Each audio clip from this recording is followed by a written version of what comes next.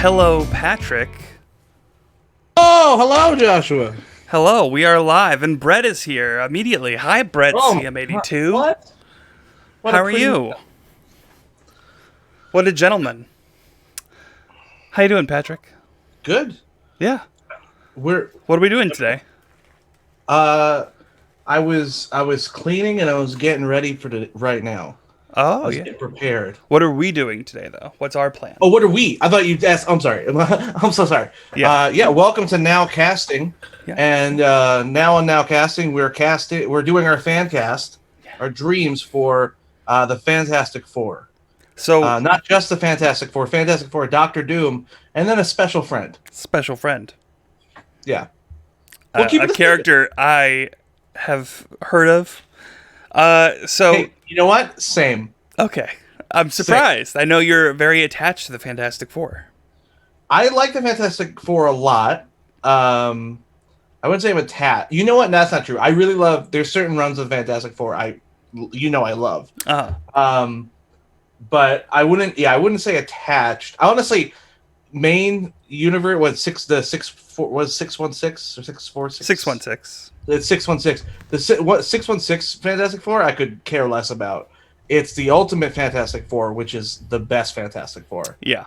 That's like some of the yeah. first Ultimate comics I read was not the Fantastic Four, but it was the Maker arc, the original arc from the Maker. You don't know who the Maker is? Fucking read comics, losers. No, explain for the kids. Explain for the kids. It's evil Mr. Fantastic. Uses his which intelligence is my for evil. favorite version of Mr. Fantastic, Mr. Stretchy Pants, is the Maker, because I think Mr. Fantastic is a very boring character, especially in the MCU, that almost has, well, not MCU as in the movies, but the movies too. They almost have a plethora of smart people. Yeah. Where it's like, oh, if everyone's smart, then what does it matter if you're the smartest if the person next to you is also the smartest? You know what I mean? Like Tony Stark is so smart, and then there's Bruce Banner. Bruce Banner, who's also very smart, and then you have Hank Pym, who's also very smart. But then Scott Lang, who's like a robber but also can figure out quantum mechanics, is very smart. So like it doesn't. I feel like the bar is set very low for just Peter Parker. Peter Parker, it can figure out how. Everyone's a genius in the MCU. Exactly. So like it's not. So it's like it's boring when it's just like, oh, there's another smart guy. But the Maker arc made it that he's so smart that he realizes he's a better bad guy essentially. Yeah. He makes a better villain. So, and Mr. Fantastic as a villain is so much more interesting. His dynamic with the rest of the Fantastic Four is great. His dynamic with other characters is better. Did that influence my cast? 1,000,000%. 1,000,000%. We'll get to it when we get to it. But yeah, So let's go over why we're uniquely qualified for this. Oh, I have probably a very, very low to high form of autism that makes me really I hyper focus on things that don't matter. I mean, I have Patrick, we're gonna comment over here. Yeah, over here, boy. We're gonna focus. What I meant is like comics, like your experience. We both used to work in a comic book store. Is that what you meant? Uh-huh. Oh yeah, we both used to work in a comic book store. Yeah, my bad. Yeah, and I tweeted once that Haley Steinfeld should play Kate Bishop, and now it's happening. So that's right. That's my claim to fame. And I have a lot of opinions. He does have a lot of opinions and a lot of lists. He's a very list-based person. Well, that's my OCD. No, hey, shh. No, my OCD is my thing with my OCD is I like to make lists, and it's kind of like, because I'm also an insomniac, how I kind of comfort myself when I'm ever like a little stressed out or like a little like anxious or like, man, I can't get to sleep. I'll just start making lists of like things I like. So like movies, comics, characters, TV shows, friends, loved ones. Hold on, go back. Huh? What? Where am I on those lists? With interactions, I guess we're like a 5. Best interaction I ever had is one time I was in Tribeca and I was walking into an elevator and Robert De Niro was walking out of the elevator and I looked at him and I got very excited and I went, and he went, "Don't you fucking dare," and he kept walking. That's my number one interaction.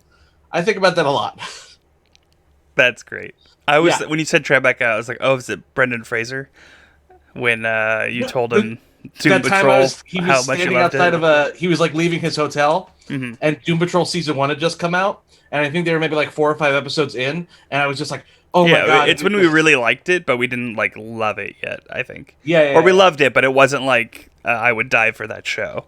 yeah. Now I would die for that show. Yeah, Even after season 2 was fine. I would die for another episode because I I need. Yeah, Why I isn't there think another episode? the thing that really upset me with season 2 is just it just kind of they couldn't they didn't finish it in time. So they had started filming some of the last episode, but they didn't finish all of it. So they took what they had of the last episode, they took what they had of episode 9, and they just smushed it together. So it kind of doesn't work 100%. But Yeah, I mean, I'm I sad really about wish all the deaths from COVID, but I really want another episode of Doom Patrol. yeah, yeah, yeah. That's what it's about me, Joshua. So what we're doing today, as we said, is discussing the Twitch. Nope. Nope. Sorry, I looked over and I saw the word Twitch, so my brain read what I saw. I read prompters very well. We're going to be discussing on Twitch the best cast in our opinions, and these are not opinions that we have agreed upon preemptively. We've discussed this in our own time. At you. Oh, you will immediately. Oh, no. This is something that we've discussed in private, which like sort of came up with the idea, was a thing we just did for fun, and then Patrick's like, "Hey, people need to know about this, and we also need to yell at people who disagree." This one was the other way around. You were the. This is something that we did for fun. We do for fun all the time. Yeah. And you were the one this time that was like, "Ooh, we should exploit this." Where I'm usually the one who's like, "Oh, we need to exploit this." You're rubbing off on me. Yeah, I know. But yeah, But yeah, it's gonna be fun. This one especially because we both have very strong opinions. Well, I don't have strong opinions about. No, you don't. I was about to say, I don't. you Hold don't on, have hold strong on. Let me explain. We both have strong opinions. Yours are about the characters. Mine are about these actors getting more roles. I will say, I'm a 3 people on top-down here- person. 3 people on my list are people who I'm just like the reason why. One of the big reasons why I want them in this is because I don't think they get work enough, and they're amazing. Yeah, I think none of mine are hurting for work right now. But let's see. So I would say 2 of mine are like A-listers, and then one of mine is kind of like an up-and-comer who's in a ton of stuff. But anyway, so what's your relationship to the Fantastic Four? Yeah, okay. I read some of Chip Zdarsky's. I forget what they're called. Not team ups, but it was like it was 2-for-1. I think it's called. Okay. And it was just like Fantastic Four, 2 characters at a time. Like this is the Ben Grimm and Human Torch arc. This is the Human Torch and Invisible Woman arc and stuff like that. It was pretty fun. Yeah. Otherwise, not much really. I read I've read the Ultimate run. I've read a bunch of Jonathan Hickman's run on it. I've tried to read some classic Fantastic Four stuff, but honestly, it's some comics made before the 80s are really hard to read just because a lot of it was like, and then he walks over here. But then the 80s, you get that moment where the people who grew up with comics were now writing the comics, and they actually gave a shit, you know. So you get stuff that's like Marv Wolfman's, anything Marv Wolfman's ever done. That's because he was a fanboy. He was like, I want to see this. I think this is what this character would do, and then you get like a real change from like Stan Lee, who was just like, I don't know, fucking he jumps and then this guy's dead, he's back. Who cares, you know?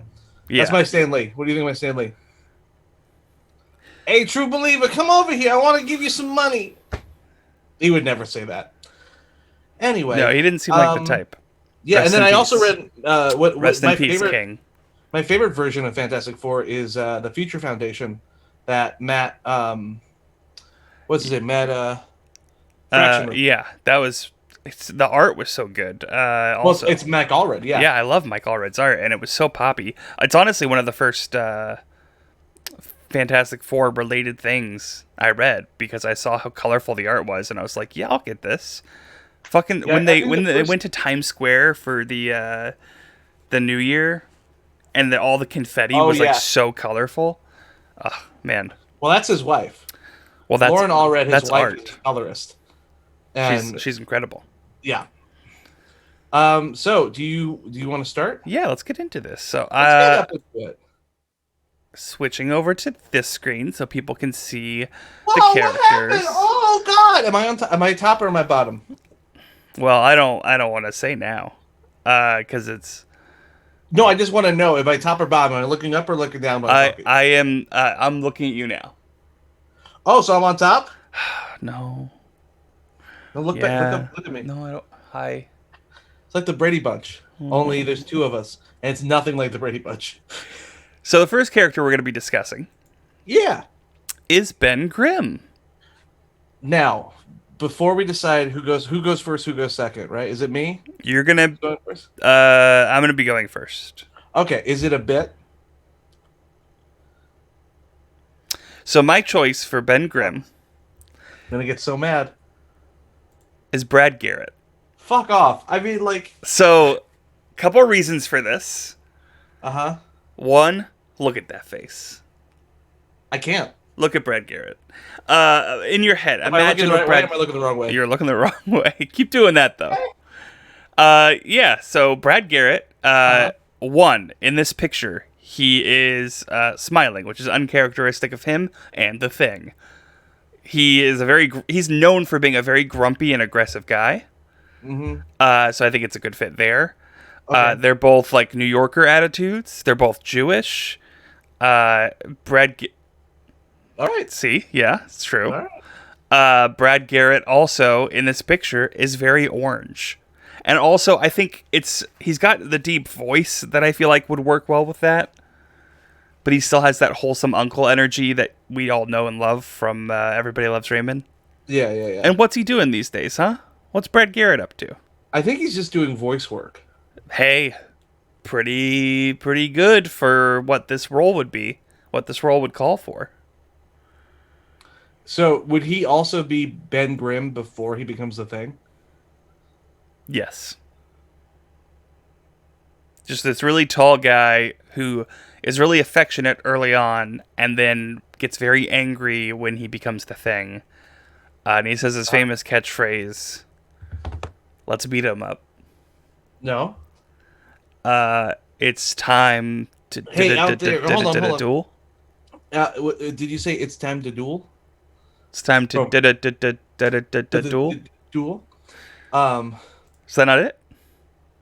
hey, everyone out there, type what you think Ben Grimm's the Thing, his catchphrase is. The best one gets a ticket or whatever your thing is. Thank you for being dismissive of my thing. But No, it's yes. fine. No. So Ben, so this is my question to you. Gun to your head. Mhm. Is this real? As I often am in the Yeah, position of. you normally do have a gun to your head. Um, yeah, this is a real suggestion. I know that like when we previously had discussed Fantastic Four stuff, that some of my answers came off as bits. This is a real suggestion. I think that this is something that is so crazy could just work. I had to look up because I wasn't 100% sure that he hadn't played the Thing before. Brad Garrett? Yeah, I was like, maybe he See? actually has played the Thing. See? Because it could in a work so cartoon. well. But it makes sense in a cartoon. You know what? I'll say this. Vocally, yeah. I mean, he kind of works for the Thing. And a lot of the role is going to be vocal. Like he's going to have Yeah, a he's physical not going to be. presence. He's not. But Yeah, he's going to be CGI. he's not doing the stunt work. Yeah. No, I agree with that. My issue is, you know what? You're convincing me. You're genuinely convincing me that Brad Garrett. He's would got work. like the tender moments are there when we need them to be. He's got the grumpy Yeah. moments just with his general demeanor. Especially there's some like ironic. I just don't like him. I just don't like him before he becomes the Thing. Because as Ben Grimm, he's not going to look. Yeah. He's gonna look. He's a 65-year-old man. So You know? this kind of like tips my hand a little bit. But I don't just have a cast. I also have a small narrative pitch. No, it's not a pitch. It's not a story. But it's like a general idea. My idea is that as this is the Hold on. I think we should do that. I think you should do that because I also have a bit. I also have a pitch. Oh, okay. I think we should do that once we get to number 5 Okay. with Doctor Doom. Once we get after Doctor Doom, then we should pitch our idea. Okay. So how this all cast fits. Okay, because my cast all right. will not make as much sense until we get to that point. So that's a good idea. Okay. Yeah. Because I also don't want you to spoil anyone coming forward. Yeah. Uh, Do you have a better suggestion than Brad Garrett for Ben Grimm? to be honest, Which also, hey, the initials: Brad Garrett, BG; Ben Grimm, BG. oh, that doesn't matter. No one is. Pretty No one's. sure. Pretty sure it's Brad Garrett time. That's the catchphrase, right? Has anyone said any catchphrases or no? Nope. Oh, fun. We have a few viewers, but no one is talking. So it still just says Brett's thing of Twitch, which honestly also could be a good catchphrase for Ben Grimm. It's He could like break somebody's body and then they start twitching in pain, and he just says Twitch. All right, my pick for Ben Grimm, the Thing, and this is now. It's not just that he's the Thing. He's also Ben Grimm too. Is Yahya Abdul Mateen II, who you might know from Watchmen. He was Dr. Manhattan in Watchmen. He's going to be Candyman. He's become maybe my favorite actor lately. Like, he's someone who, like, if I see him in a project, I get so excited when I see him. Mm-hmm. What else is he? Because I know he's been in other stuff. He was really great in the Trial of Chicago 7. Yeah, he was a little underused, but yeah, very good in what he did do. Let me see what else he was in. Oh, that's right. He's in one of the greatest movies ever made, The Greatest Showman. Mm-hmm. So, no, I think he's an incredible actor. And he's also like getting cast and everything. He was so good in Watchmen. Why I cast him as the Thing is I feel like to really get who Ben Grimm is you need to get like a sadness layer before you get to like the fun stuff. So there needs to be a sadness of just being like the outcast, because he also has to have resentment that everyone else in the Fantastic Four gets to look normal, and then he looks like garbage and looks like this rock monster that scares away children. I'll get more into what that means when I have my pitch for a movie later. Mm-hmm. But yeah, what do you think of this? I think it's pretty good. My main concern is that he has a lot of names, and that comes with a lot of initials, but none of them are B or G. Also, I've seen his penis. Oh yeah, we've all seen his penis, and we all know Ben Grimm doesn't have a penis, so it's difficult. He has a penis made out of rocks. Does he? We've all seen. It seems. We've all what? We've all seen Mallrats. I haven't seen Mallrats. When do they show Ben Grimm penis? No, Stanley explains that yes, the Thing has a penis, and don't think about it. So yeah, that's my thing. I'm getting back on board. Yeah. I can you calm down? Sorry, Bananas is just losing her mind. Ma'am. Yeah. So I'm looking forward. Oh god, now I lost track because of Bananas. But yeah, this is my pick for the Thing. I think he'll look good.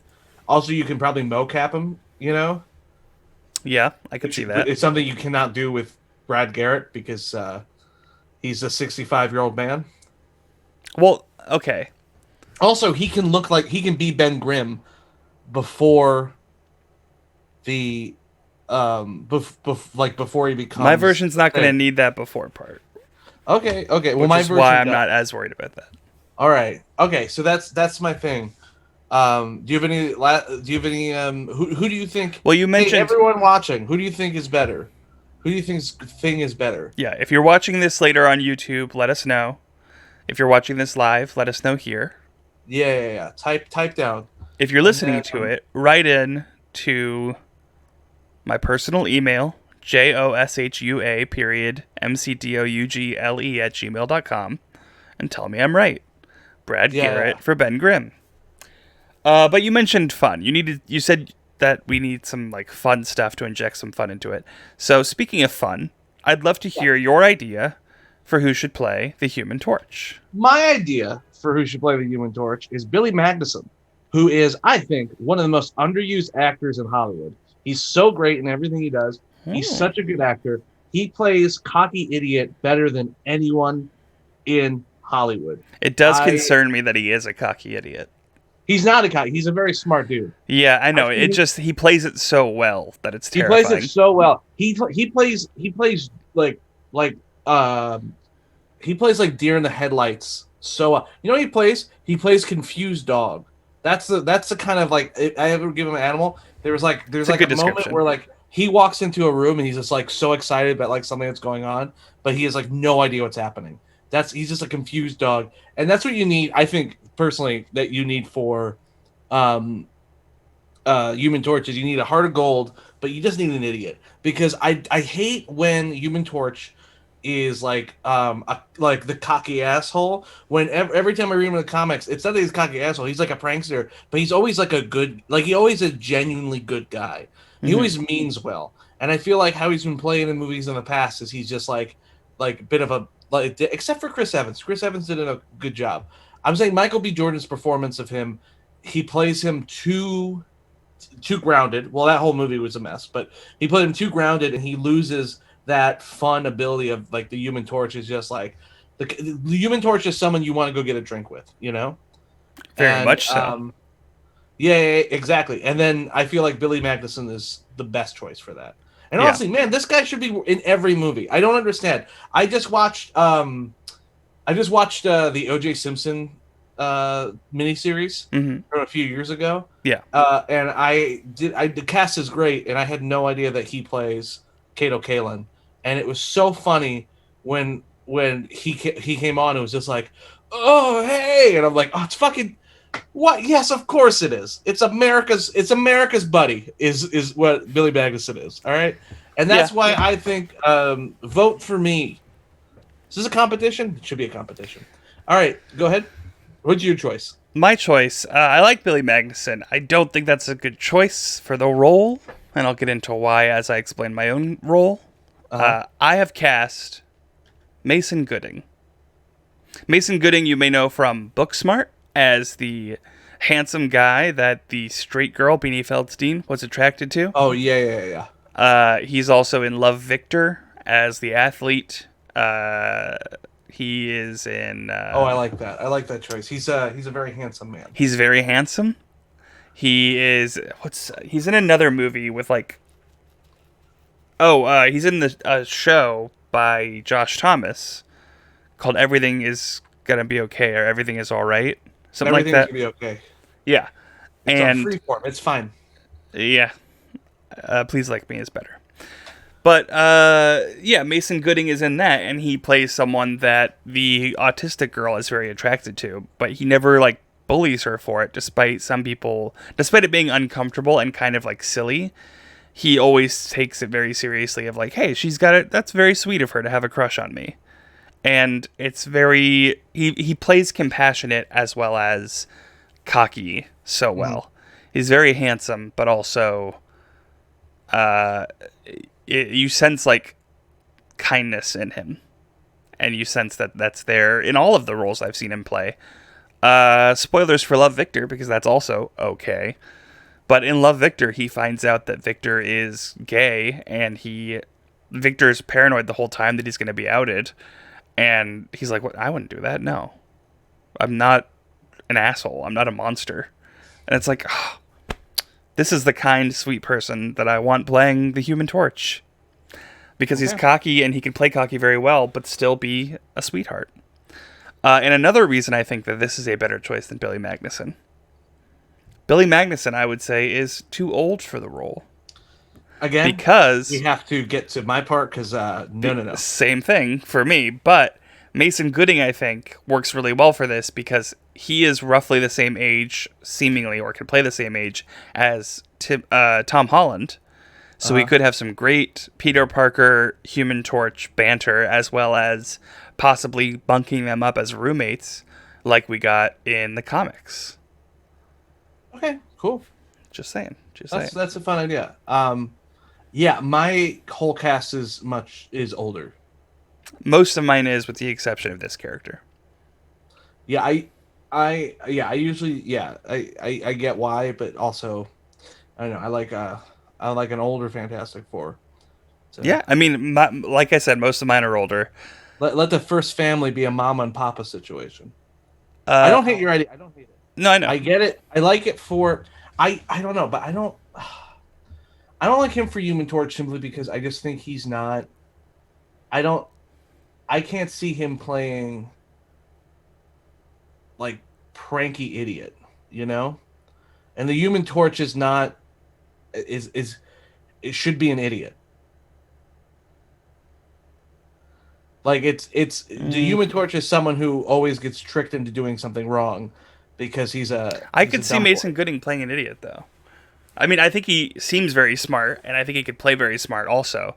But But I my could thing see is like him if you're playing an gonna go idiot as far as like not stupid, but just sort of like gullible. gullible, but if you're gonna go with gullible, who has more of a gullible face than the wonderful Billy Magnuson? Again, down there in the comments, if you want to just tell Josh he's wrong, please do. Ooh, ouch. Please do. Well, let me. Maybe it'll make more sense once I tell you who's playing his sister, Sue Oh, Storm. let's move on then. Sue Storm, Yeah. in my version, is going to be played by Kerry Washington, Okay. which you may know from The Prom. I'm aware. Okay. Questions already, I'm guessing? I'm not crazy about Kerry Washington. I think Kerry Washington's an incredible actress. I think especially she will do well opposite. I almost said the name, but who I have as the lead for Mr. Fantastic. Uh-huh. I think she will work very well with him, and I think that, or is it a him? Am I doing lesbian Fantastic Four? Oh, I almost did. I almost did a non-binary Fantastic Four. That'd be great. Um, but no, so if I have Kerry Washington, I think that not only do we have a great like older sister vibe with Mason Gooding, but we also have a really good dynamic with who her partner will be on the screen romantically. Can I Because say they are roughly the same age, as well as they yeah? have So like we'll get when we get to Mr. Fantastic, explain yourself a little more because right now it just I don't because right now like you could pick a million actors who are roughly the same age, but I will say I'm not crazy about this because I don't love Kerry Washington. Um, I think she is a look 100% for the Invisible Woman, pun intended, but I I just oh, you know what? No, I just talked myself into a corner because I was about to say she's just so fucking uptight. But then, who is the Invisible Woman if not an uptight busybody? So, yeah, yeah, I see it. And you know what? I'm not married to my pick, so I do like your pick. thank you. Um, I don't think it works for my movie idea. Sure. But I can I Your can we universe, the Pat Marvel universe? universe. Yeah, the PMCU. Yeah. Um, It's I PMCU sounds very creepy. It's like private PMCU message. sounds like I a see you. the PMCU sounds like a minor league baseball team that they just need to win the next game. The PMCU stadium. Yeah. It's for like a local bank that doesn't realize how terrible that name sounds. I can I may I Of introduce course. Yeah. Go for your pick. my pick before you flip it over. I will say I had three actresses in mind. I went my last choice of why I went with this actress was simply for look because I think she looks good as the Invisible Woman. Hmm. My other two choices I think are better actors. But I don't think you need to be a better actor to be in the MCU. Even though I think there's some great actors in the MCU, I also feel like it doesn't matter. Like That's not what people are there for. that's not what people are there for. Because my other two choices were almost Carrie Coon, very close to picking Carrie Coon. A blonde Carrie Coon, I think, would be perfect, especially in the timeline of my film. Or more important, the one who I literally like was like I was gonna choose, but I just don't think she has a look for the Invisible Woman was Toni Collette, which is a very wild, a very wild pick. But I fucking love Toni Collette, and I think Toni I do Collette would be too. great. And we'd get a I great dinner, like a dinner table A scene. dinner table scene with the Fantastic Four and Doctor Doom. That would be great. Oh, he You like fucking put makes the them come force out to field around them. Latveria and then Oh, sit down, and they're just sitting. It's a giant dinner table that's like an entire yeah. fucking castle hall long. Yeah. But her performance makes everyone feel so claustrophobic. Yeah. The best. The Toni Collette, honestly, put a dinner table in front of her and she will win an Oscar someday. But I ended up going with someone who's not those two actresses. I went with Michelle Williams, who I think has the look and the feel of the Invisible Woman. I'll give you a hint of why I'm picking some of these people. Is I um, this this movie in my mind is set in the 60s. Okay. Um, I like that. yeah, it's set in the 60s, and I feel like she is the perfect like prime example of of just like she can do that like 1960s prim and proper woman. Also, the first family of Fantastic Four in the Marvel universe, especially around that time, were celebrities in the comics because they were superheroes. So I feel like she can also have that like celebrity, like she's a model who's who also a superhero.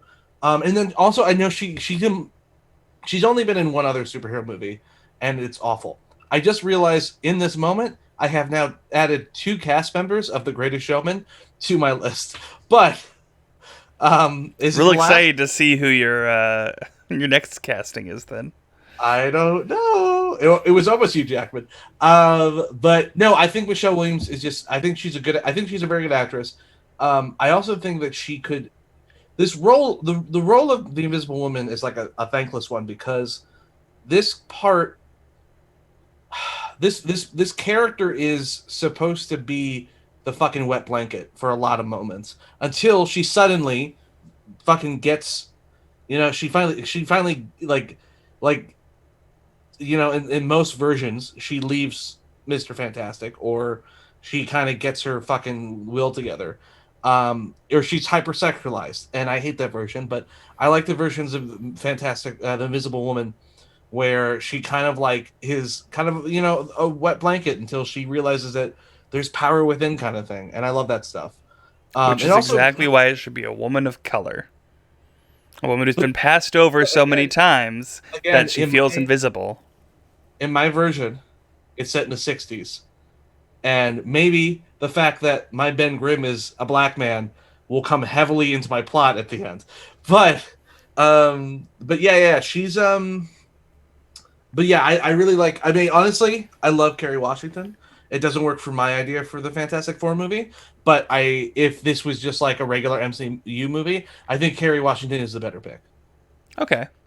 Yeah, because honestly, as I said earlier, like this was I had three actresses down, and this isn't even my I like first a choice. lot of them. This is the choice that I feel fits better. But honestly, if there's a world where I can have Toni Collette as the Invisible Woman, I would fucking live in that world so happy. That world probably blowjobs down the street. There's everyone just getting I feel blowjobs. like that's the one where that's like a post-apocalyptic ultimate universe with the Maker and everything. Is Tony Yeah, Collette as yeah, the yeah, Invisible yeah. Woman? Well, this one also has. I will We'll find out. explain. We'll find out. In the meantime, though, speaking of Yeah, Mr. Fantastic, Patrick, I would love yeah. to hear who you've cast as Reed Richards. Mine, Reed Richards was I forget who I picked when we were just screwing around. Um, So I kind of went back to the drawing board and I was looking around of who I want for Reed Richards. My cast is older. They're older. They have been the Fantastic Four for a few years. I In will my say version, Michelle Williams does not feel older. She is she's 40. very but she has such a young energy. Her and Carrie Yeah. Mulligan both, who are both I like think she's doppelgangers. 40. I think she's like 45, 50. How old is she? I'll Oh look my it god. up. I'll look it up while you explain your Reed Richards pick. Oh, so my Reed Richards, I went with someone because in my version too, the maker will factor in. Um, the best thing, what I really love about Reed Richards is that Reed Richards, he's a super genius, whatever, but he figures out that there's a multiverse and there's different dimensions, and he builds this Council of Reeds. So I would love to see a version of the Council of Reeds, which are different, kind of like the Council of Rick from Rick and Morty. What's the name of that? There's something in the comic they call it. There's a term for it. The Council of Reeds. I forget what it is, but I don't anyway, know. But she is 40. she is 40. Okay. Yeah, because it's my guy I think is 45, 46. But that's the other thing too is with to go back for 1 second. It's with My Invisible Woman and with the Johnny Storm, the Human Torch. I hate when their ages are drastically different. I hate when their ages are like she's like 15 years older than him, because they have to have a relationship that they grew up together for a lot of their brother sisterly bond to work for me. If she is so like with Kerry Washington and Mason Gooding, there's like a 30-year difference. Yeah. It's for That's me. by It's like, design. yeah, I okay, we'll get to why with you, but I'm not crazy about that. But like for me, Billy Magnuson I think is like 38 and she's 40, so it's like she's just the older sister by a year or two. Um, my back to my Reed Richards though. I went with someone who uh, has never really gotten the chance to be the good guy. He's always cast as the villain. Is Michael C. Hall. I love Michael C. Hall. I think he's great. The thing too about Reed Richards is Reed Richards has a shitty personality, and I don't mean shitty in the sense of like, it's like bad. He's an asshole. He's an asshole. He's smarter than everyone in the room. He knows he's smarter than else in the room. He's not there to make friends. Yeah. Unlike Iron Man or even Bruce Banner, where Bruce Banner is just like a real nerdy guy. He's an arrogant prick, and I think you need someone who can play arrogant prick, but also can be the good guy hero. And then I'll explain more of like why I went with him later. But and I think if you don't look at him from Dexter, which I think is why where people when they think Michael C. Hall they instantly go Dexter. Mm-hmm. My favorite TV show of all time is 6 Feet Under. If you look at him as David, and when he's David is the arrogant prick who has like a heart of gold. Like he's just like the reason why he's so such a prick and so angry all the time is because he's hiding a secret. And then this version it's not he's hiding a secret, it's just that he wants to do good, he wants to save the world, he knows he can figure out how to save the world. And that also plays into the fact that like with Doctor Doom, most times Doctor Doom is either the best friend or the college roommate. In my version, Doctor Doom will be the mentor, and he sees someone as his mentor who then became this evil crazy man. So it then puts everything he's learned and how he's basically modeled his life into question after seeing this crazy person. So that's my pick for the Fantastic Four. What is your idea, Joshua? Oh. My pick for Mr. Fantastic is Joe Magniello, Michelangelo. Deathstroke? Yeah, whatever. Him, Werewolf Joe. from True Blood? Yeah, I think he's great. Yeah, he is. He's handsome. He's smart and goofy in the right ways. Fucking Magic Mike. He's muscular. I would like him to lose a lot of that muscle mass and get more slim. He's very big. I don't think he's very big. I mean, he's big when he's shirtless, which is often. But I think that you can hide that well. I mean, fucking Kumail Nanjiani was in Lovebirds, and we were supposed to think that he was a schlub, and this was when he was working out and muscular. And there was times where he had to take his shirt off because he got injured, and they zoomed in on his face. They cropped in on his face to show no body. Yeah. And I feel like you could do that as well as just having him lose some weight for the role. But he could still have some muscle because it will come into play a bit as far as the story. But yeah, I think that he would play very well with Kerry Washington. I think they would have great chemistry. He's got the gray, like, distinguished look to him. Even not just the temples in his case. He has the beard as well. He's a gray man. But yeah, he has sort of the look to him of someone who is distinguished and intelligent, but also willing to fight for what he believes in and kick some ass. And he is on the older side, along with Kerry Washington and Brad Garrett. to Again, play Brad well with my Garrett is stuff. a little too old. Yeah, but also Ben Grimm is like the oldest of the group. Sometimes, usually, they're him and Reed are the same age. Okay, but in my version, different. In the Um, JMCU, my, yeah. So Joe Mangello, okay, Joe so Mangello. I kind of want to move right on to Doctor Doom because I really want to get to like us pitching the ideas Yeah, because I want to see how this fits in with our idea. yeah. Okay. So you ready for my Doctor Doom? Uh, I don't think you're gonna be prepared for this one. I don't. Do you think I'm gonna hate it, or do you think I'm gonna be very surprised and like it? What do you think? Let's just get to it, shall we? Okay. Well, okay. All right. For Doctor Doom, I have Uh, cast Bernie Sanders in mittens. see, I really worked hard. And Like, that's why I've cast Udo Kier. Udo oh, you're Kier. not doing Bernie Sanders a bit. No. Oh my God, I was so upset. Okay, who? I'm sorry, real quick. I don't know they're Udo right here, Kier. right here. Yes. This guy. Yeah, that guy. Well, that's Doctor He's- Doom. he's- Past Okay. him is Udo Kier. Udo. And you do know him. UDO space KIER. Oh yeah. Oh, I love this dude. Yeah, the guy from Bacurau. Yeah, he's in a ton of stuff. He is. He is a very older German actor who I think would be a very menacing Doom, but still have like those weird moments that Doom is sometimes known for, like the weird moments where he's like kind of weird and goofy, Yeah, despite being this fucking evil king. I think he's such a good choice for Doom because he can play grandiose and cartoony, like cartoony bad, Yeah, like twirling mustache bad. the fact that his name's Victor Von Doom, which is something that has even been brought up in the comics, and I'd love for them to reference that in the MCU. Oh. But in the comics, someone's like, so he's evil and his name is Victor Von Doom, and they're like, yeah, they were talking about someone else, and someone said we call it the Victor Von Doom paradox, where if you have an evil name, you're more likely to be evil. And I think they should reference it, one, and two, having this actor who can play cartoonishly villainous, that I think would be, because no one takes Doctor Doom seriously. I know he's like everyone's favorite comic book villain.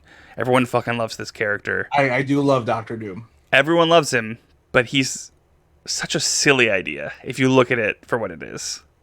Yeah. And that's why I pick Udo Kier.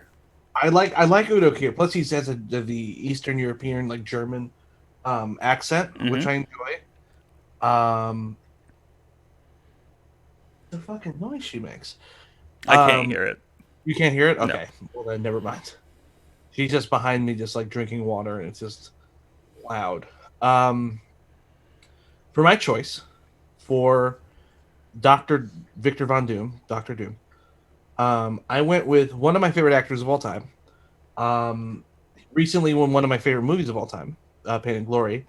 But I think he needs a resurgence. I don't think he has been. It's gonna be Mark Wahlberg. No, do you not know? Have you not? You didn't see? You didn't. Look No. So I put these in a slideshow and I named them to make them come up in the right order. But I tried to avoid paying attention to what the pictures were. I kept them all in like tiles and cool stuff. So my choice.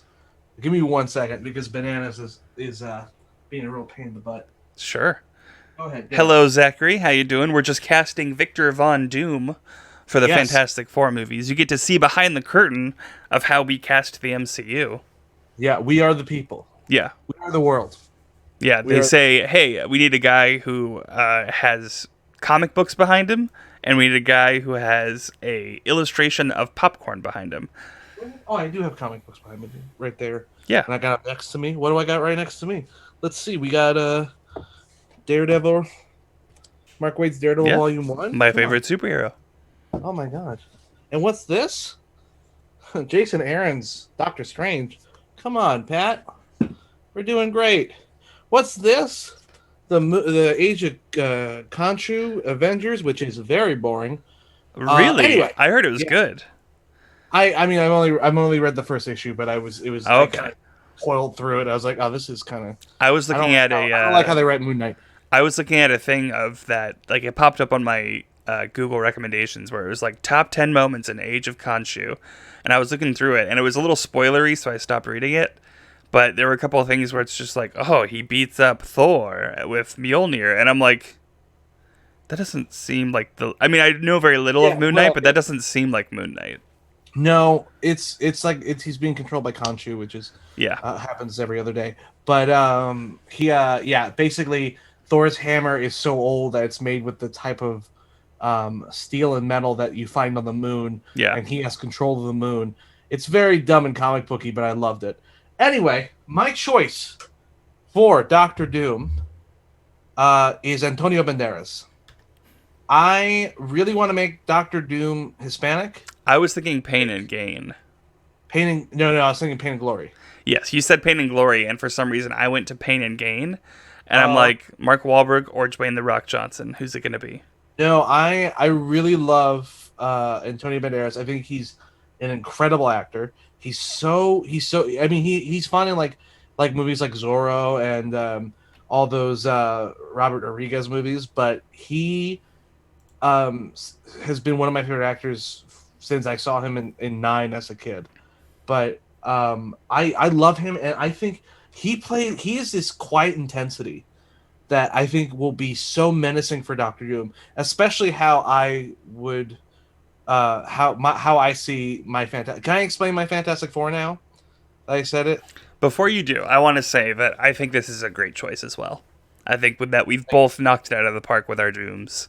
Yeah, I think your Doom. I think they're very different, Yeah. but they work so well together in the sense of like you went for more of a traditional cartoony Doom, where I went for more of a dark, angry Doom. Um, Yeah. I so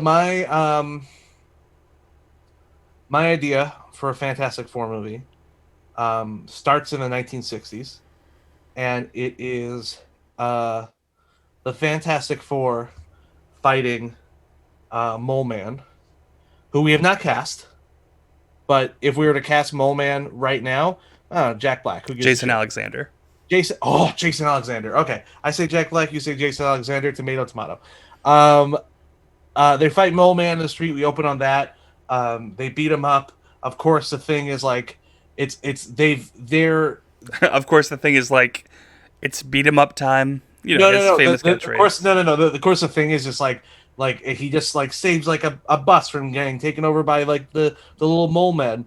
And then the people on the bus are like, "Oh my God, what is that big?" Like laugh at him in his face, like he does in the comics. I want to go. Also, this opening scene is very 1960s, kind of like, "Go team, come on, we can do it together," kind of thing. Yeah. And it's played up for that. And the second the fight is over, they're in front of the cameras and they're saying like "thank you," blah blah. Blah. And then when it cameras turn their way, you just realize how sad everyone is, like a good film kind of thing.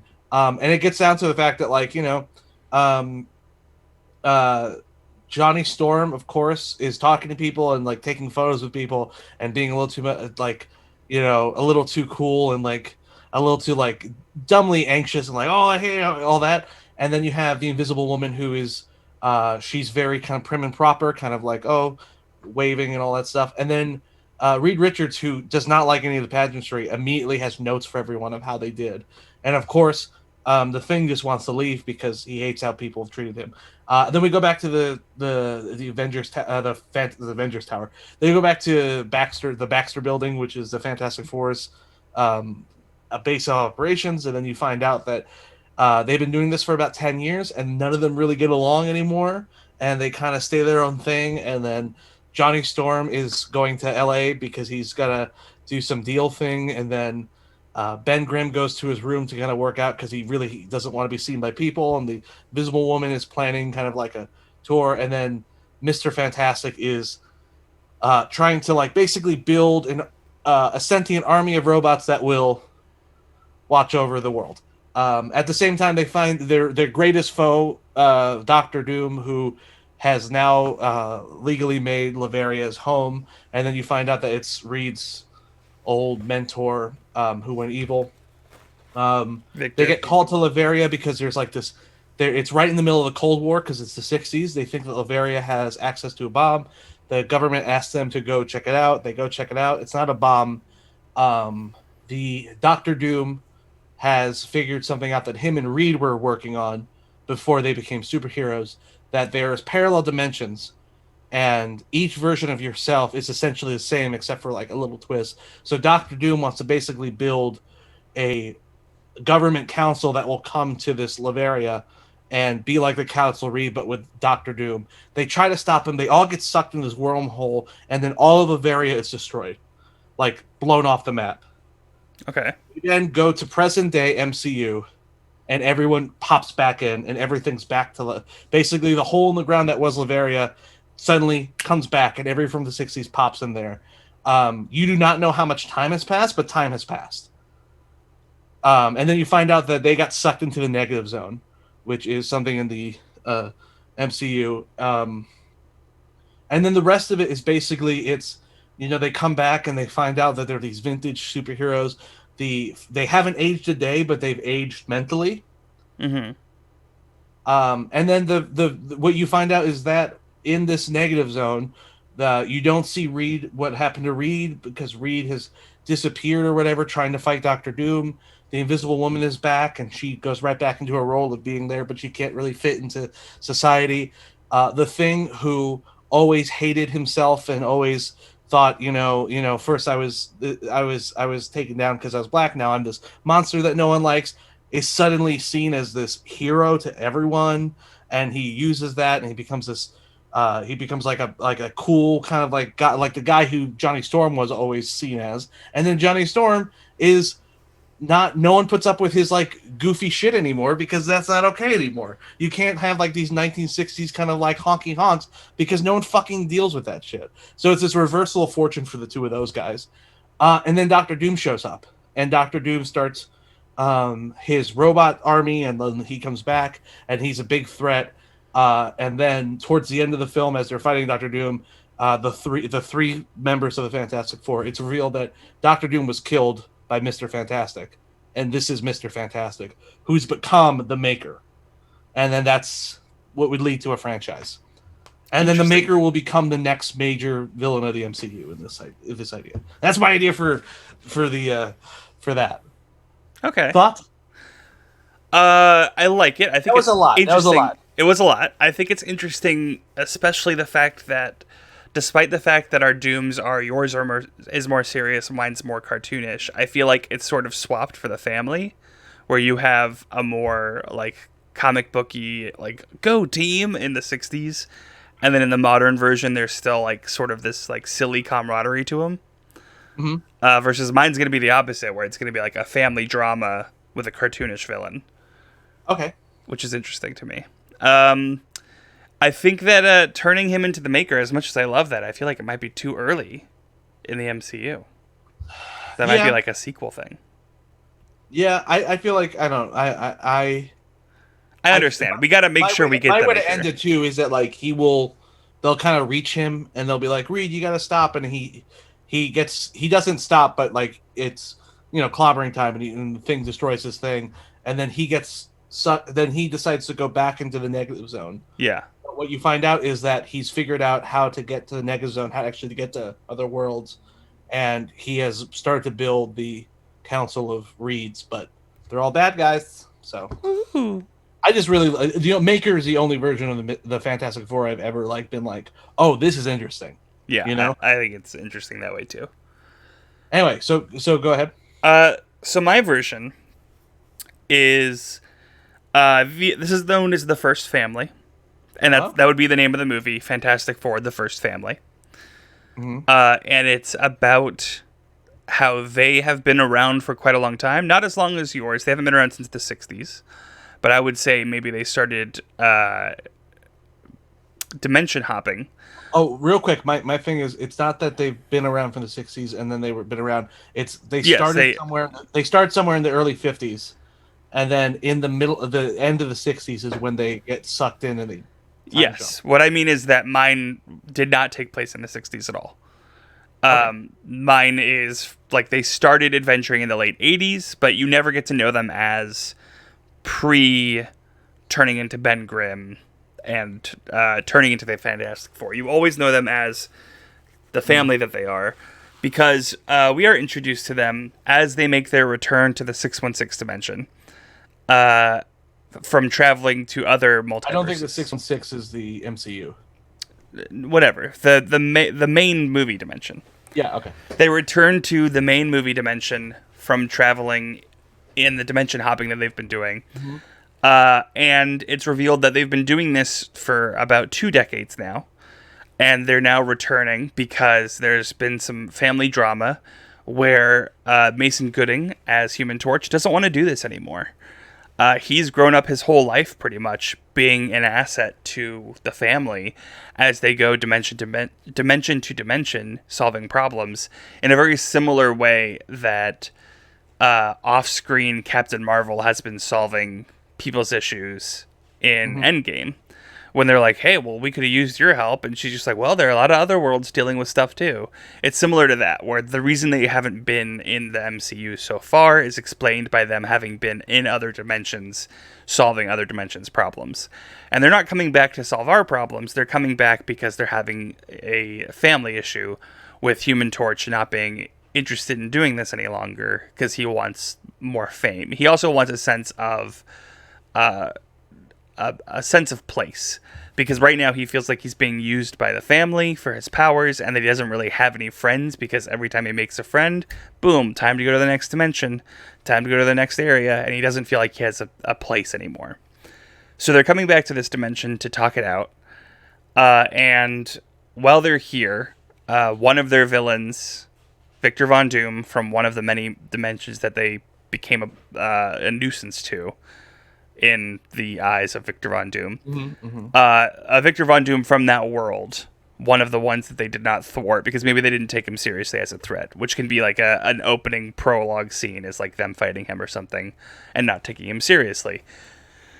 He arrives and adds to the drama of that. So suddenly this thing where this cocky Human Torch who feels like, oh, I don't feel like I belong anymore. I just want to know who I am as a person other than just a part of this family. And his sister, Kerry Washington, who is playing an older version because she is playing like the older motherly figure, where she was like already in her 20s when he was born, and she had a very strict mother. But her mother passed away before Mason Gooding, their mother passed away before Mason Gooding's Human Torch got old enough to experience her strictness. So he grew up very freewheeling, like, I'll do whatever I have. Once he got the powers, I'll just use these powers, whatever.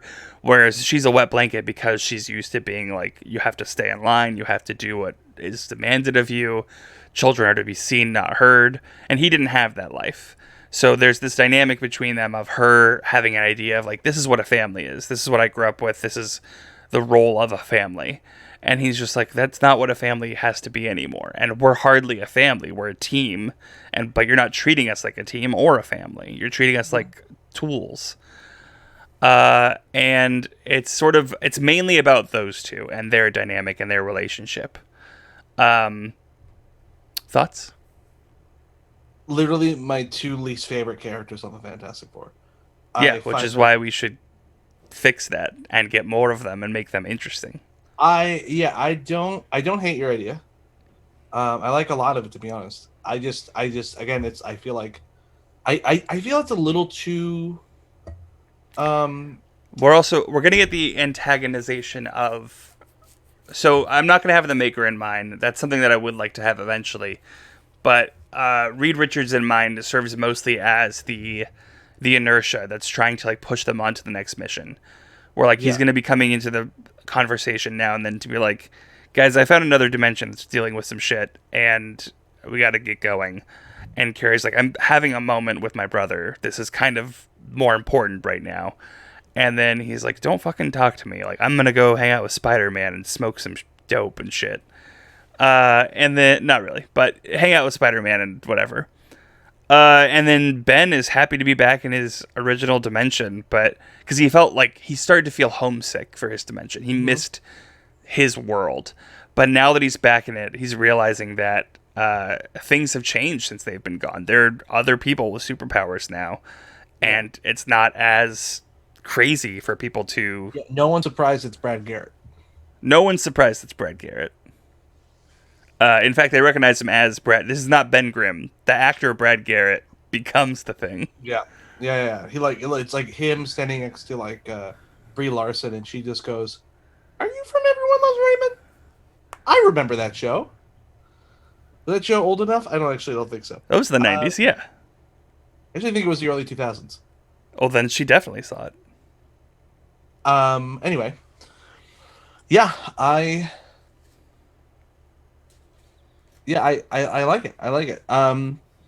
Thanks, Dad. Comment below if you think. I think we both have good ideas, and I think that people will want to see both of them. Yeah. Well, comment below if you think that Joshua's idea is poopy. I don't know. Yeah, I like both of our ideas. They're very different. There's also so similar to now. No, here's the thing too. Now, seeing where you're going with everything, I think Kerry Washington works. I think Brad Garrett works. I think Mason Gooding works. I don't think Joe Mantello is a good choice. So the reason I was about to say that coming back to the world, Ben Grimm is feeling more comfortable because he's like, hey, maybe this isn't such a bad place to be after all. This also gives us the opportunity to have the team up style thing that Chip Zdarsky wrote, because if the movie ends with Mr. Fantastic and Invisible Woman heading into another dimension and leaving Ben Grimm and Human Torch behind, we can get some like side things with just them. I think that would be a great Marvel show, is to have the two of them just on their own, living in this world now that the other two have gone back to their missions. But we would have a similar thing where Ben Grimm is seeing the world as like, oh, we're not the only supers anymore. And Mr. Fantastic would come back to a world where there are other people that are just as fucking intelligent and just as fucking genius. And that pushes him to feel a need to brag about how much he's done in these other worlds that he doesn't have much evidence to show. But now he's got some competition for intelligence, and he feels the need to be seen for that. So he starts being a little more public than they've been in the past, which is why we haven't heard of them in the MCU, is because they were doing these missions privately. It was a matter of great power, great responsibility issue. But now it's an issue of pride, because now he's saying, like, they made a fucking robot that kills a ton of people? Well, I could do that. I could make one of those. I'm not gonna, because I'm not a bad guy. Wink. Okay, so you only get... Also, when he becomes a villain, Joe Manganiello is... I think he'd be a great villain. Yeah, he's only been Deathstroke, so, in that one scene. Yeah, I think he would be a good villain, not a good cameo. Yeah. Speaking of cameos, you're allowed 2 cameos. Who would you introduce? Character-wise or actor-wise? Character-wise. From the Fantastic Four universe that I know so well. No, from the MCU. Oh, who from the MCU? Who from the MCU? Tom Holland. Okay. It would be a fun... So it would be like one of those things where, like in romantic things, where it's like these two superheroes don't know who the other one is in real life, and then when they meet in real life, they don't recognize each other as the superheroes, so they have that sort of romantic relationship either way. Like similar with Elektra. Elektra thinks she's dating Matt Murdock, and she thinks she's dating Daredevil. She doesn't realize they're the same person. She's a fucking moron. But it would be a similar thing with Mason Gooding and Tom Holland. Not dating, but they would meet up as Human Torch and Spider-Man. No. I know, it's tempting. It's tempting.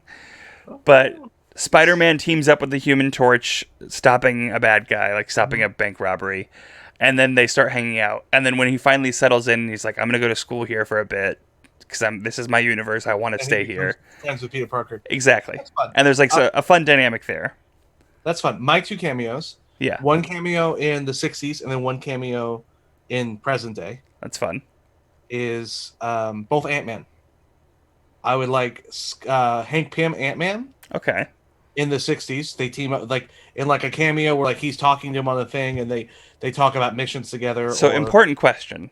yeah, Hank Pym in the 60s. yeah, it's gonna be so it's not so it's gonna be him on like a hologram monitor.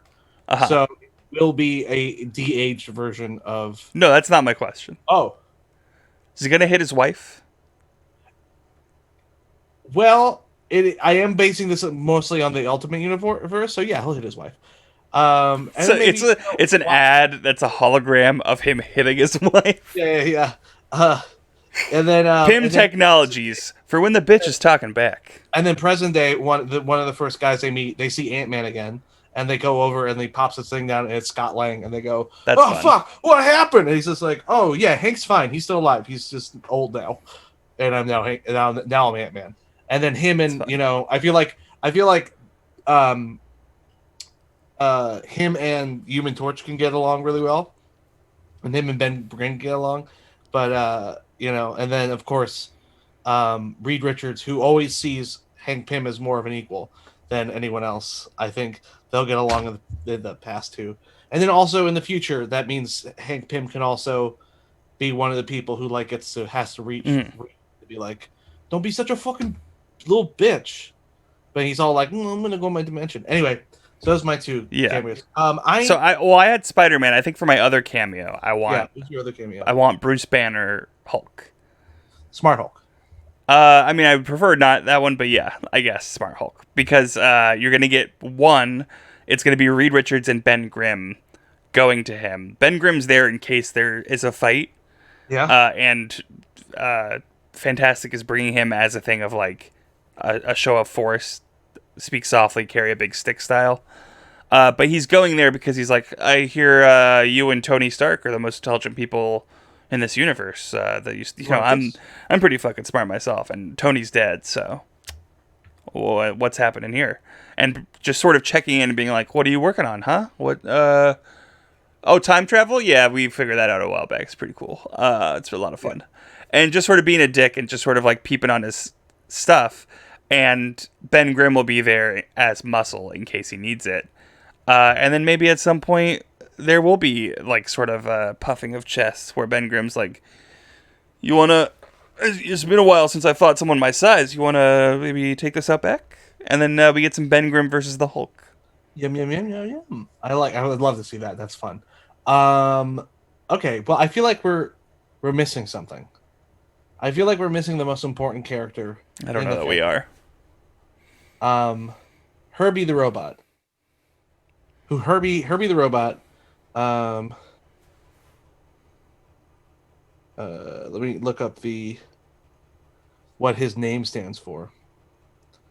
Because I am curious. Herbie the Robot stands for just Herbie, I guess. Yep.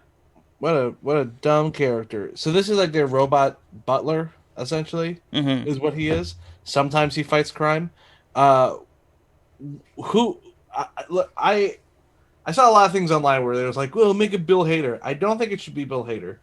Are you going first? You're going first. Okay, so Herbie the Robot is a character that was not made for the comics. Herbie the Robot was made for the TV show because the I think it's the 70s or late 60s. Yeah, a real Harley Quinn of the MCU. Yeah, exactly. He was made for the TV show because they needed more levity and more like laugh lines, so they made a dumb little robot who I just don't think is entertaining. But let's make him entertaining. And who's more entertaining than John Early? I would watch John Early yell at a waiter. I would watch John Early. I also feel like that's something that he's almost certainly done before as a character. Yeah. I guarantee you one of John Early's characters has yelled at a waiter. I would love John Early to be in the MCU. But more importantly, I would love John Early to be Herbie in this. Because I would love it if it's just like, or like the Invisible Woman's like walking out, and goes, you're wearing that, and then like hovers off or some shit. I'm a bit. Who'd you go with for Herbie the Robot? Real quick, Labor Theory just arrived. Hello, Labor Theory. They said just walked in. Is it agreed Jessica Alba as Invisible Sue? I think she was great. I think she was fine. I didn't like her eyebrows in the first one because they bleached her eyebrows and it looked horrifying. But I mean, hey, listen, 2005 Jessica Alba, big fan. I loved her in Honey. I was so obsessed with the movie Honey, and everyone was always just like, "Oh, because she dances in it," and no one knew that I wasn't attracted to Jessica Alba. I wanted to be Jessica Alba. That makes a lot of sense. Yeah. Labor Theory says 2020 Jessica Alba is on Netflix. 2020 Jessica Alba is on Netflix. Just the actress, she just sits in a room and looks at the screen and goes, You would watch it. I would watch. You know what? She's so good in Sin City, and no one ever gave it to her. No one ever gave her anything. She's someone who society let down Jessica Alba.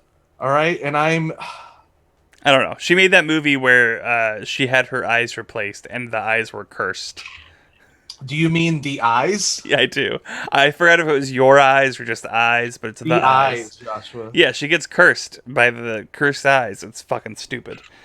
Anyways, I went the obvious route for Herbie. I went Alan Tudyk. Oh, it's honestly, it's so obvious that it's kind of, it's not. I think it's so. I feel like a lot of my picks were like dark horses, especially Brad Garrett.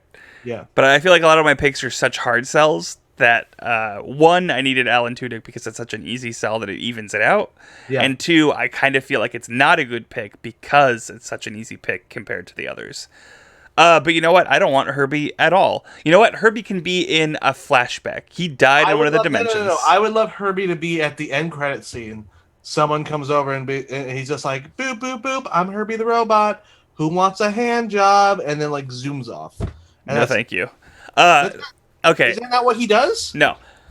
Is that what H stands for in Herbie? Hand job. Hand job. Executive. Everywhere. Hand job everywhere. Right? Robot. Baby, I ejaculate. Ejaculate. I ejaculate. Yeah. It's hand jobs everywhere, right? Baby, I ejaculate. Yeah, that's what Herbie stands for. That's what Herbie stands for. And that's why Alan Tudyk should play him. This is a good first episode. You know what? Actually, now that I think about it, I do want Herbie in my movie. That's how we're getting Udo Kier's Doom, who is sort of a bumbling, cartoonish idiot, into the correct dimension. Is that during a battle in that dimension, they accidentally leave Herbie behind, and Doom gets him. And we have this comical moment where he's just like, I'm never giving you the coordinates to their dimension. And then it just starts like scanning. And it just sort of gives it away because he's also a fucking idiot character. He's there. I'll say stupid. Okay. So I will say how I will put Herbie in my idea for a Fantastic Four movie is real quick in the 60s. What Labor Theory in regards to hand jobs everywhere, right, baby? I ejaculate. Yeah. Labor Theory has said that's what the target is for on his tummy. It's right there. It's always been right there. It's always been right there. My idea to throw him in there is, in my version, Reed Richards is trying to build an army of robots. His first robot is Herbie the Robot, and then that he's just like, all right, well, you're not any use for me as like a robot, but you're gonna use those little claws, baby. Boy. Right? I do have another question regarding him. So you have John Early as that one. Are we getting Kate Berlant in this movie? Of course. Who's Kate Berlant going to play? She's playing Mole Man. Can she play the Mole Woman? She's playing Mole Man. Yeah. It's no. No, we're gender swapping it because we're modern people. We're gender swapping it. It's Mole Woman, but it's Kate Berlant made her own costume. Kate Berlant had to make her own costume. She doesn't even have powers. She's just she's a fan of moles. She doesn't. There's no script. There's no CGI. She makes her own costume. She just shows up on the day, and they're like, "All right, we're gonna start running around you. There's gonna be like this big fight scene. Kate, say whatever you want." And then she comes in with like a cloak and like a witch nose, and she's like, "Oh!" And I cannot. This is the movie I want to see. Honestly, I had a dream the other night, and this is real. I had a dream the other night that in episode 3 of WandaVision, which comes out Friday tomorrow. Very excited. Episode 3 of WandaVision. For some reason, they recast WandaVision as John Early and Caper Lant, and I woke up disappointed that wasn't what happened. I woke up, Joshua, disappointed. We should do an episode just on Caper Lant and John Early, and we'll put them in movies. That's a great idea. Comment down below or in the chat if you would like to see that, because I would like to see that. Yeah. Well, this was the Fantastic Four. This was the Fantastic Four. This is our version of the Fantastic Four, which I would say is superior. I'll go out on a limb and say it's superior to what we will end up getting. Yeah, most likely. Yeah, most likely. It's better than the 3 existing ones. Yes, that's right, because there's the one in the 90s. No, there's 4 existing ones then, because the 90s one, the Chris Evans, Jessica Alba one, it's sequel. Oh, you're counting the sequel? I'm counting the sequel. They didn't change the cast. That's what I'm saying. They didn't change the cast. I was saying new cast. So there's 3 casts is what I was referring to. And then the Fantastic Four. Fantastic. Yeah, which I never saw, and I also hate that people call it that. I saw it. I saw that movie. Labor Theory says, worked with John Early on Amy Sedaris. He was a nice guy and not a freaking weird asshat like some comedians. Oh, what is that to me? Am I the weird asshat? Like some comedians. I don't think they're being pointed here. I don't think they're... Oh, they're not pointing at me being like... I don't know that they know you. I have a theory about who this is. I have a Labor Theory about who this is. Let's cast Labor Theory. Let's cast Labor Theory. I like to think it's John Early selling people. They said Pat is all right. So I don't think they're referring to you as Pat the comedian. I think they're saying just in general, you're all right. All right. You're all right, yeah. All right. What are we... I mean, this is an easy one for me. I've already said it once. What? Labor Theory is very clearly going to be cast as Bernie Sanders in mittens. I have the picture ready. Great. What are we doing next week, Joshua? Do you know what we're talking about? I was thinking that we can talk about this recently announced prequel to Willy Wonka. I like that idea. I feel like we should do prequels to movies, and Willy Wonka will be our crown jewel. Oh, movie prequels. We'll be coming up with pitches as well, not just. I mean, the pitches was fun. So join us next week if you have any ideas. Comment below, down here, and thank you for watching. Yeah. Let us know if you think that I'm correct in my casting. If you think Patrick's correct in his casting, let us know. Yeah. He needs this. I need it so bad.